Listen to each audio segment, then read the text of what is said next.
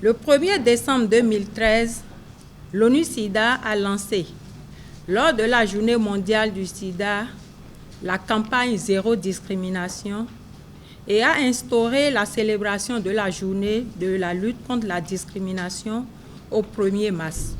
Dès lors, tous les pays du monde célèbrent cette journée chaque 1er mars. Cette année, notre pays a choisi d'organiser cette manifestation avant la fin de la quinzaine de la campagne pour répondre à cette exigence internationale. En effet, l'enquête Indestigma, réalisée au Bénin en 2021, a révélé une persistance des actes de discrimination à l'endroit des personnes vivant avec le VIH, surtout celles de sexe féminin. Les professionnels du sexe continuent de subir des actes de dénigrement de tout genre. Les hommes ayant des rapports sexuels avec d'autres hommes, les transgenres, quant à eux, sont souvent victimes d'une stigmatisation dans la société, ce qui limite leur accès aux soins. Cette étude a aussi montré qu'il existe encore des lois punitives contre la consommation de drogue, ce qui entrave la mise en œuvre des stratégies de réduction de risque au niveau de ces populations cibles.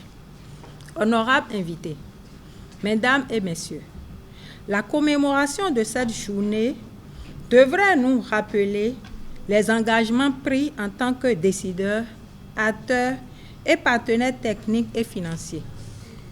Cette journée devrait nous permettre également de faire le bilan et de poursuivre la collaboration dans le cadre des efforts déployés au niveau mondial, continental, régional et national pour renforcer nos programmes de prévention, de traitement, de soins, de prise en charge et de soutien pour une réponse appropriée.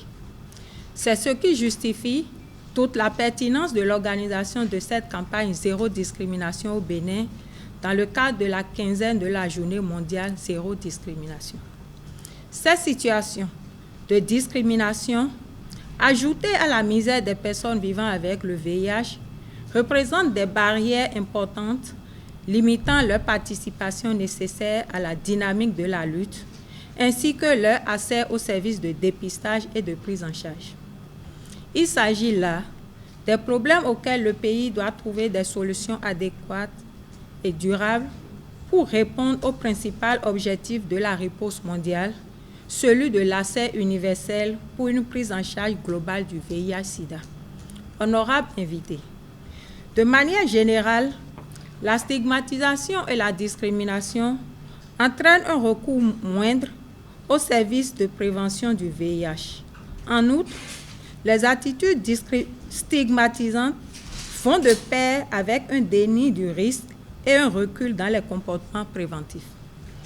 Dans de nombreux contextes, la peur de la discrimination et les croyances stigmatisantes détournent les populations du dépistage, ces dernières ne pouvant se faire dépister et se faire prendre en charge que dans un environnement sécurisé qui garantisse à chacun le respect de ses droits élémentaires. Au vu de tout ce qui précède, nous sommes tous convaincus que beaucoup reste encore à faire en matière de promotion des services de conseil et d'assistance juridique vis-à-vis des situations de discrimination, de stigmatisation et de maltraitance subies par les personnes infectées ou affectées par le VIH. Ainsi donc, il urge de mettre en œuvre ou de promouvoir des approches qui s'attaquent aux causes fondamentales de la stigmatisation ainsi qu'aux principales préoccupations des populations affectées.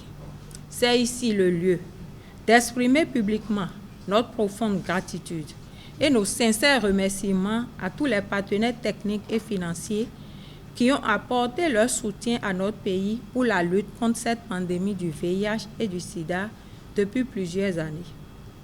Nos remerciements vont également à l'endroit du gouvernement béninois pour les efforts inlassables qu'il déploie tous les jours pour une meilleure réponse nationale et une amélioration du bien-être de la population.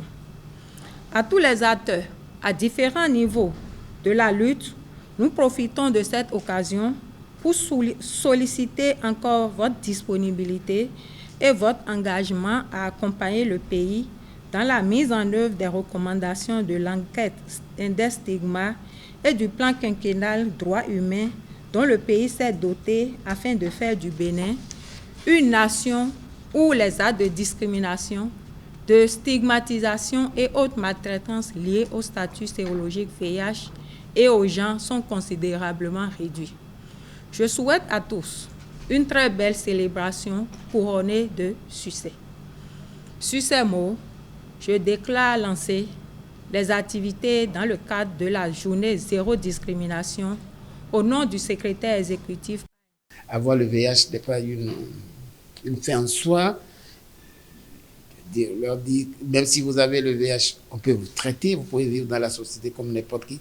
C'est à force de parler, à force de faire comprendre aux gens de leur donner les vraies informations que les gens vont commencer à se dire, bon, si par exemple j'ai le diabète, je dois prendre des médicaments à vie. On ne peut pas te voir dans la rue, par exemple, parce que tu prends des médicaments de diabète, on va t'insulter pour ce que tu prends l'argent.